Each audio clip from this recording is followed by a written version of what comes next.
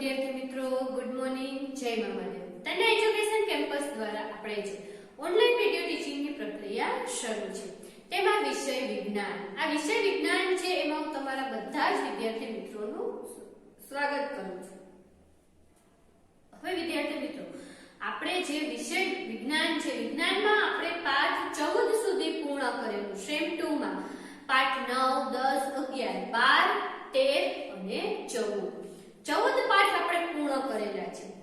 હવે આપણે પાઠ 15 છે પ્રકાશ, કે એના વિશે આપણે આગળના પીરિયડમાં સમજૂતી મેળવેલી કે પ્રકાશ છે શું છે। ત્યારબાદ આપણે જોયું હતું કે પ્રકાશ હંમેશા સીધી જ રેખામાં ગતિ કરે। તમે જોયું હશે, આપણે એક પ્રયોગ પણ કર્યો હતો કે તમે એક પાઇપ લ્યો અને એક મીણબત્તીને સળગાવો। પાઇપમાંથી મીણબત્તીને જુઓ, તમને મીણબત્તી છે દેખાય છે, એનું પ્રકાશ દેખાય છે। હવે એ પાઇપ છે એને થોડોક વાળી દો, એટલે વાળેલા પાઇપમાંથી હવે તમે મીણબત્તીને જોવાનો પ્રયત્ન કરો તો તમને મીણબત્તી દેખાશે નહીં, કારણ કે પ્રકાશ હંમેશા સીધી રેખામાં ગતિ કરે છે। આપણે આના વિશે માહિતી મેળવેલી, એટલે કે એના વિશે આપણે સમજૂતી મેળવેલી છે। પછી આપણે સમજૂતી મેળવી હતી કે પ્રકાશનું પરાવર્તન, કે પ્રકાશ છે એનું પરાવર્તન થાય છે। અરીસા વડે તમે પ્રકાશની દિશા પણ બદલી શકો છો। આ ઉપરાંત પાણી પણ પરાવર્તન તરીકે વર્તે છે, એટલે કે પાણીમાં આપણે આપણું પ્રતિબિંબ મેળવી શકીએ છીએ। જેની એક સ્ટોરી પણ મેં કીધેલી હતી કે ચતુર સસલું, કે પોતાની ચતુરાઈને લીધે પોતાનો જીવ બચાવી લે છે અને પાણીના પ્રતિબિંબને લીધે જીવ શેના લીધે બચાવે છે, તો કે પાણીમાં સિંહનું પ્રતિબિંબ પડે છે એટલે સિંહને એવું લાગે છે કે મારા જેવો બીજો સિંહ છે જેને મારવા એ કૂવામાં કૂદે છે અને મૃત્યુ પામે છે, એટલે કે પાણી પણ પરાવર્તન તરીકે વર્તે છે। આ ઉપરાંત આપણે જોયું હતું કે બે પ્રવૃત્તિ જોઈ હતી, પ્રવૃત્તિ પહેલી અને પ્રવૃત્તિ બીજી। પહેલી પ્રવૃત્તિ હતી કે જેમાં આપણે જોયું હતું વિદ્યાર્થી મિત્રો કે પ્રકાશ છે એની સામે જો તમે અરીસો મૂકો તો એ પોતાની દિશા બદલી નાખે છે। એટલે માની લો પ્રકાશ છે તમારા ઉપર આવતો હોય, તમે વચ્ચે અરીસો રાખો તો પ્રકાશ અરીસામાંથી અથડાય અને બીજી દિશામાં જાય છે, એટલે કે પ્રકાશનું પરાવર્તન થાય છે। અને વિદ્યાર્થી મિત્રો, આપણે બીજી પ્રવૃત્તિ એટલે કે પ્રવૃત્તિ 15.2 આ બંને વિશે આપણે માહિતી મેળવેલી હતી। પ્રવૃત્તિ છે એની મિતિ। હવે આ પીરિયડની અંદર આપણે આગળ વધીએ તો 15.3 જમણી બાજુ કે ડાબી બાજુ પ્રશ્નાર્થ ચિહ્ન। હવે તમે ક્યારે અરીસાની સામે ઊભા હોય અને તમે તમારો ડાબો હાથ ઊંચો કરશો ને તો અરીસામાં તમને એમ લાગશે કે મેં મારો જમણો હાથ ઊંચો કર્યો છે। તમે જમણો હાથ ઊંચો કરશો એટલે અરીસામાં એમ લાગશે કે મેં મારો ડાબો હાથ ઊંચો કર્યો છે, એટલે કે અરીસાની અંદર પ્રતિબિંબ ઊંધું દેખાય છે। તમે તમારો ડાબો હાથ ઊંચો કરજો, તમે અરીસામાં સામે જાજો અને તમારો ડાબો હાથ ઊંચો કરજો, તમને શું દેખાશે વિદ્યાર્થી મિત્રો? તમને એવું લાગશે મેં તમારો જમણો હાથ ઊંચો કર્યો છે।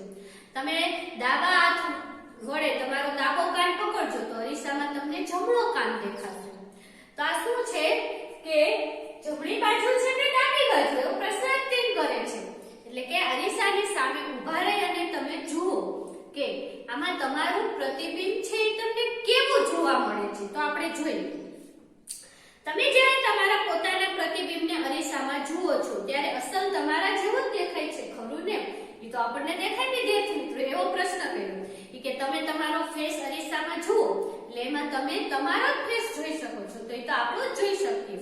અને બધા જ વિદ્યાર્થી મિત્રો ખબર, સૌપ્રથમ આપણે ઉઠી અને તૈયાર થવા માટે આપણે અરીસાનો ઉપયોગ કરીએ છીએ કે હું કેવો લાગુ છું, કે હવે હું સ્કૂલે જવા માટે રેડી થઈ ગયો છું, હું કેવો સરસ લાગુ છું। તમે આપણે કોઈ ફંક્શનમાં જાય તો ખાસ કરીને તો ગર્લ્સ, હું પણ ગર્લ્સમાં જાઉં છું એટલે ખાસ કરીને ગર્લ્સ કીધું મેં કે ગર્લ્સ છે એ અરીસાની સામે કલાકથી તૈયાર થતી હોય છે અને એ પોતે સારામાં સારી દેખાવા માટે મેકઅપ છે આવું બધું લગાવે છે, એટલે કે સારા તૈયાર થવા માટે આપણે અરીસા છે એનો ઉપયોગ કરીએ છીએ। તમે રોજ અરીસામાં તમારું પ્રતિબિંબ જુઓ છો એ મને 101% ખબર છે, કારણ કે આપણે હેર તમારે ઓળાવવા હોય એટલે કે વાળ ઓળાવવા માટે તમે અરીસાની સામે જુઓ છો, અથવા તો તમે કેવા લાગો છો, લુક વાઇઝ કેવા લાગો છો, મારે બીજાની સામે સારું લાગવું છે, આપણા મનમાં એક પ્રશ્ન હોય કે હું બીજા કરતા સારો લાગુ, એના માટે તમે અરીસાની સામે જોઈ અને તમારું પ્રતિબિંબ જુઓ છો, પછી તમે જુઓ છો હા હું તો હવે સારો લાગુ છું, અથવા તો હજી મારા વાળ સરખા નથી, ફરીથી તમે વાળને ઓરાવો છો. એટલે એને અહીંયા આવું કીધું કે તમે તમારું પ્રતિબિંબ રોજ અરીસામાં જુઓ છો, ખરું ને, સાચું ને? તો કે હા. પરંતુ તમારા પ્રતિબિંબ અને તમારી વચ્ચે એક રસપ્રદ તફાવત દેખાઈ રહેલો છે. શું તમે ક્યારે જોયો છે? એને તમને પ્રશ્ન કર્યો કે તમે રોજ તમારો ફેસ અરીસામાં જુઓ છો, રોજ તમે તમારું પ્રતિબિંબ અરીસામાં જુઓ છો, તો તમને એમાં એક રસપ્રદ છે. શું છે? તો કે રસપ્રદ તફાવત છે બંને વચ્ચે. ભલે તમે બે એક જ હો, હું અત્યારે અરીસાની સામે ઊભી છું, ભલે હું અને અરીસાની અંદર સામે જે પ્રતિબિંબ દેખાય બંને એક છે, પણ બંને વચ્ચે એક ડિફરન્ટ છે, તફાવત છે. શું તમે જાણો છો? તો ચાલો આજે આપણે એ જાણીએ. હવે આપી છે તમને પ્રવૃત્તિ 15.4. સમતલ અરીસાની નજીક સામેની ભાગમાં ઊભા રહી તમારું પ્રતિબિંબ તમે અરીસામાં જુઓ. હવે એ સમતલ શબ્દ વાપરો. સમતલ એટલે કે એકદમ લીસો અને ચળકતો અરીસો. જો અરીસો છે થોડો ખળબચડો હોય છે, એટલે એમ ખળબચડો નહીં, તૂટી ગયેલો નહીં, પણ એની જે સપાટી છે લીસી ન હોય, એમ થોડીક ઉપસેલી હોય, તો એવા અરીસામાં તમે તમારું પ્રતિબિંબ જોઈ શકશો નહીં. તમે ઘણીવાર કે મ્યુઝિયમમાં અથવા તો કે બહાર ફરવા જાઓ છો, ત્યાં ઘણે તમે એવા અરીસા જોયા હોય કે તમે એ અરીસાની સામે ઊભા રહ્યો, તમે પાતળા હોય તો જાડા દેખાવ, નાના હોય તો ઊંચા દેખાવ, પછી ઊંચા હોય તો તમે નીચા દેખાવ, તમારું મોઢું મોટું દેખાય. તમે એવા અરીસા જોયા હશે જો તમે કે ફરવા ગયા હોય તો તમને એમ થાય આ તો અરીસો જ છે, પણ એમાં ડિફરન્ટ છે તો કે આપણા ઘરે જે અરીસો છે સમતલ છે, એકદમ લીસો છે, અને ત્યાં બધા અરીસા હોય છે એ કેવા હોય છે વિદ્યાર્થી મિત્રો? તો કે સહેજ ઉપસેલા અને અમુક ખૂણે રાખેલા હોય છે અંતરે. આ ખૂણે એટલે કે 45 અંશના ખૂણે, 60 અંશના ખૂણે, એટલે ઘણી જગ્યાએ તમે જુઓ, તમે એક ઊભા હોય તમારા 10 થી 15 પ્રતિબિંબ દેખાય. તમે ઘણીવાર મૂવીમાં જોયું હશે, તમે મૂવી ખાસ કરીને હું કહું તો તમે હેરાફેરી, એ જો મૂવી જોયું હોય તો એમાં એક વ્યક્તિ છે એ એક જગ્યાએ એક રૂમની અંદર પ્રવેશ કરે છે ને કેટલા બધા અરીસા હોય છે, પણ હકીકતમાં અરીસો એક હોય વિદ્યાર્થી મિત્રો, પણ એનું પ્રતિબિંબ એને ઝાઝા દેખાય છે. તો એ 45 અંશના ખૂણે અથવા તો 65 અંશના ખૂણે એવા ખૂણે મૂકેલા હોય છે. ખૂણાના લીધે આપણા એકથી વધુ પ્રતિબિંબ જોવા મળે છે. હવે અહીંયા એને એવું કીધું કે તમે સમતલ અરીસાની નજીકના ભાગમાં તમે અરીસાની સામે ઊભા રહો. હવે તમે તમારો ડાબો હાથ, એટલે અત્યારે હું મારો ડાબો હાથ ઊંચો કરું છું, તો તમે અરીસામાં જુઓ તમારો કયો હાથ દેખાય છે વિદ્યાર્થી મિત્રો? ખાસ તમે આ મારો જે અત્યારે હું પાઠ સમજાવું છું એ પીરિયડ છે એ વિડિયોમાં જોઈ અને આ પ્રવૃત્તિ તમે અરીસાની સામે જઈને કરજો. તમે તમારો ડાબો હાથ ઊંચો કરશો ને તો અરીસામાં તમને તમારો જમણો હાથ ઊંચો હોય એવું લાગશે. તમે તમારો જમણો હાથ ઊંચો કરશો ને તો અરીસામાં તમને આ હાથ ઊંચો લાગશે, એટલે તમને એમ થશે એટલે મેં તો મારો ડાબો હાથ ઊંચો કર્યો, પણ હકીકતમાં તમે જમણો હાથ ઊંચો કર્યો. જો અહીંયા આપ્યું છે. હવે તમે તમારો પ્રતિબિંબમાં કયો હાથ ઊંચો દેખાય છે? તમે ડાબો હાથ ઊંચો કર્યો તો અરીસા કયો દેખાય છે? તો વિદ્યાર્થી મિત્રો જમણો દેખાશે. હવે એને એવું કીધું, હવે તમે પ્રતિબિંબમાં તમારા જમણા હાથ વડે કાનનો સ્પર્શ કરો, જમણા કાનનો. તમને પ્રતિબિંબમાં એવું લાગશે કે મેં ડાબા હાથ વડે ડાબા કાનનો સ્પર્શ કર્યો છે.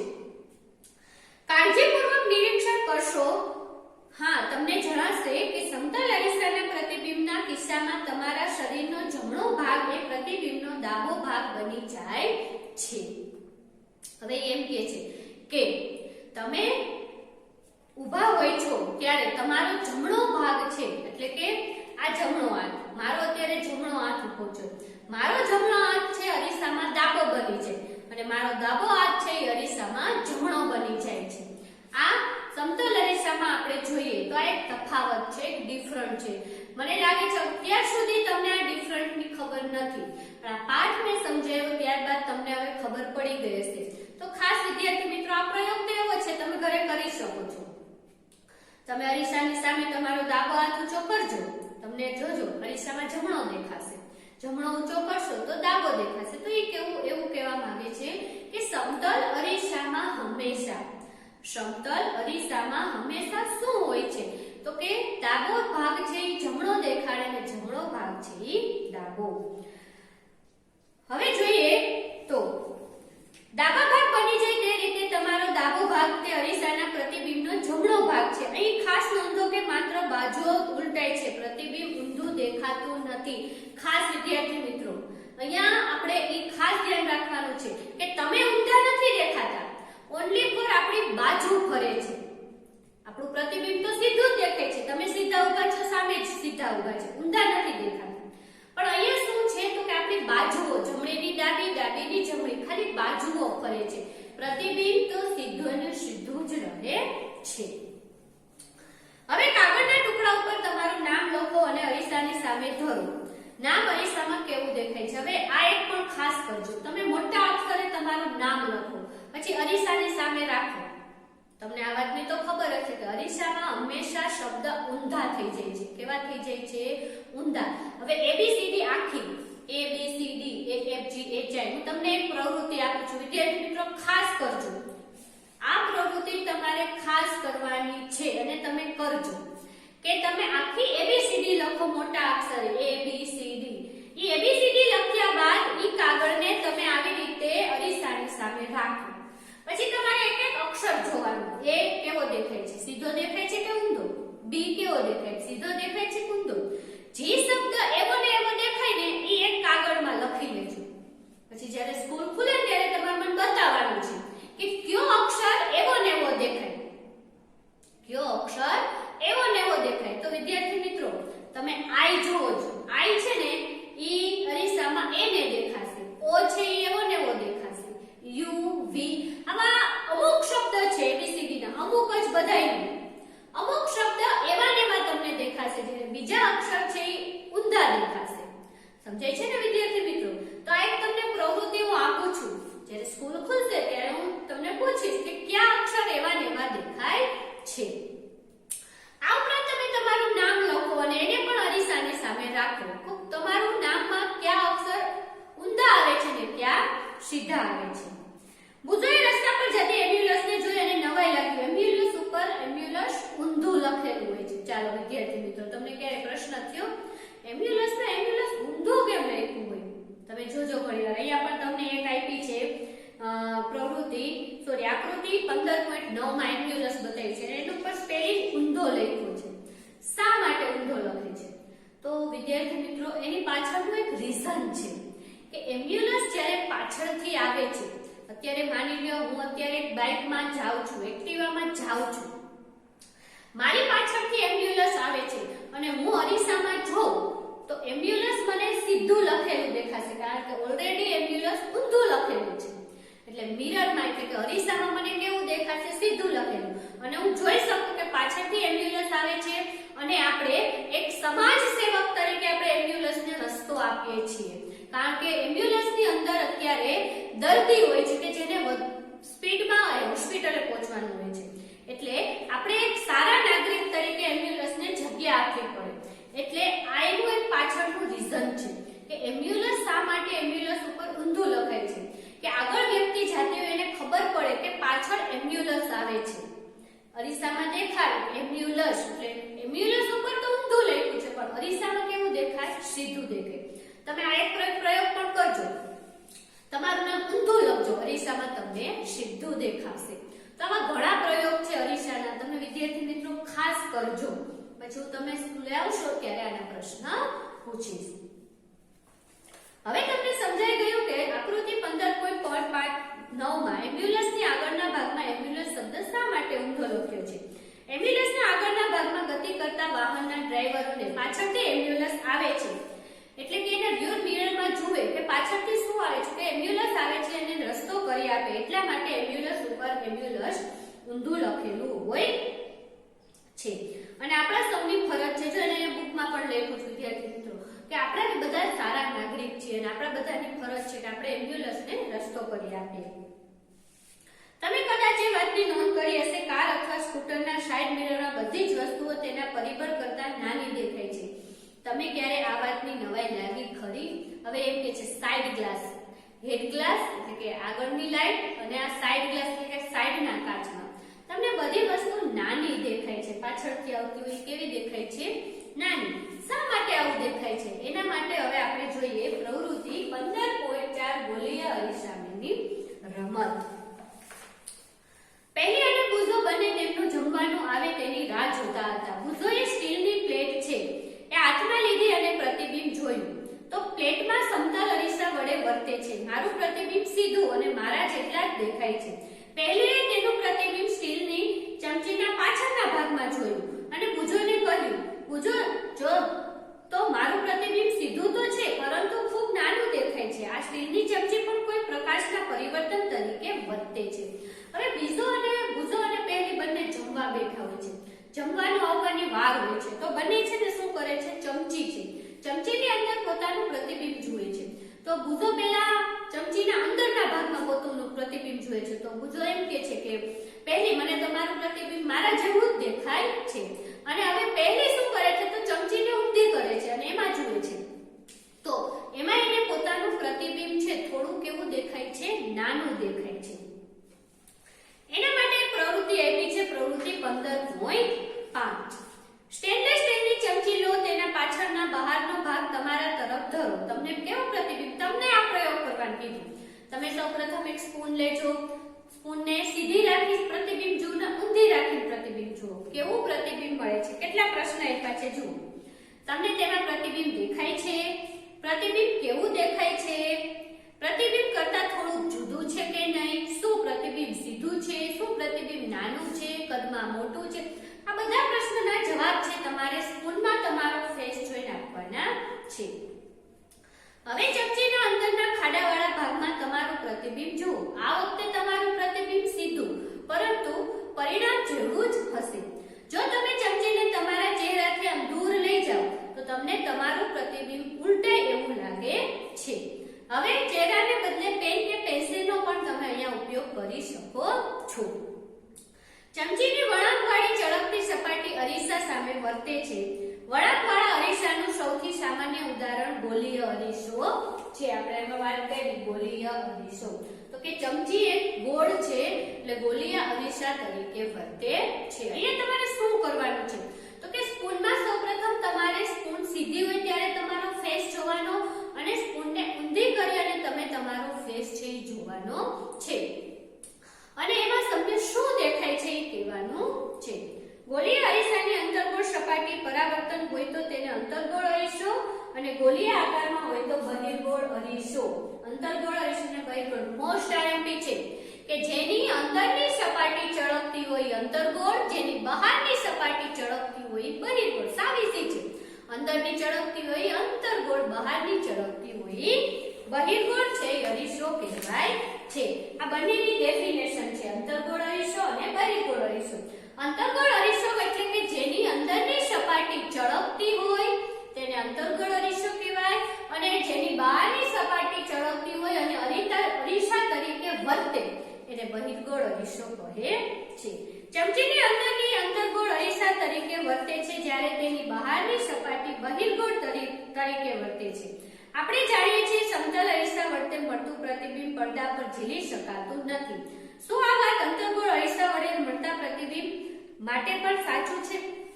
હવે વિદ્યાર્થી મિત્રો એને એવો પ્રશ્ન કર્યો.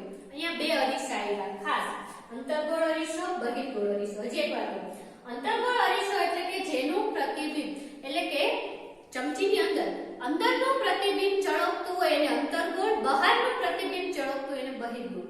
હવે એમ કહે છે કે સમતલ અરીસાને છે એનું પ્રતિબિંબ તો પડદા પર ઝીલી શકાતું નથી. આના વિશે મેં પહેલા પણ વાત કરેલી કે સમતલ અરીસાનું પ્રતિબિંબ પડદા પર ઝીલી શકાતું નથી. તો શું અંતર્ગોળ અને બહિર્ગોળનું પણ ઝીલી શકાય કે ન ઝીલી શકાય એવો એ આપણને પ્રશ્ન કરે છે. તો આના વિશે માહિતી વિદ્યાર્થી મિત્રો હું આગળના પીરિયડમાં આપીશ. આપણે અત્યારે આ પીરિયડમાં શું જોયું? તો કે જમણી બાજુ કે ડાબી બાજુ ખાસ તમને પ્રવૃત્તિ આપી કે તમે અરીસાની સામે ઊભા રહી તમારો જમણો હાથ અને ડાબો હાથ ઊંચો કરજો.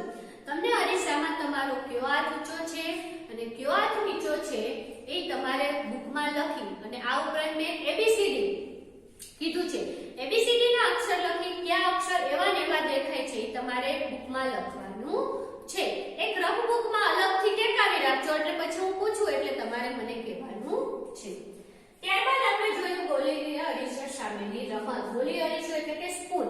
સ્પૂન છે એમાં તમે તમારું મોઢું જુઓ અને પાછળના ભાગમાં પણ મોઢું જુઓ. શું બંનેમાં તમને ડિફરન્ટ દેખાય છે? તો કે હા. બે ભાગ પડે અંતર્ગોળ અરીસો અને બહિર્ગોળ અરીસો. અંદરની સપાટી ચળકતી હોય અંતર્ગોળ અરીસો, બહારની સપાટી ચળકતી હોય બહિર્ગોળ અરીસો. તો વિદ્યાર્થી મિત્રો આપણે આજના